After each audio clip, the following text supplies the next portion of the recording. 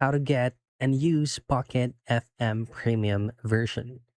Now, in this very quick video, I'm going to show you how you can obtain and use at the same time. It's going to be the Pocket FM Premium version.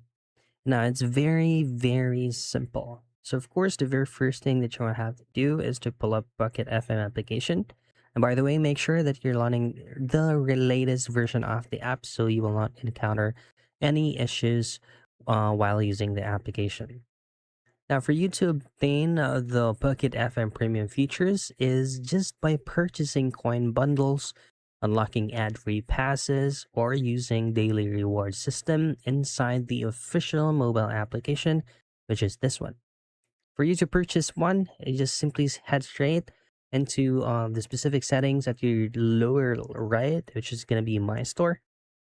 And you should be able to see a lot of inclusions or packs that you can purchase from here. So say you're just using the free version of Pocket FM.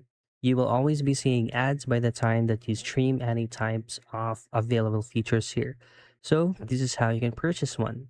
What you need is a specific coin for you to purchase that ad free.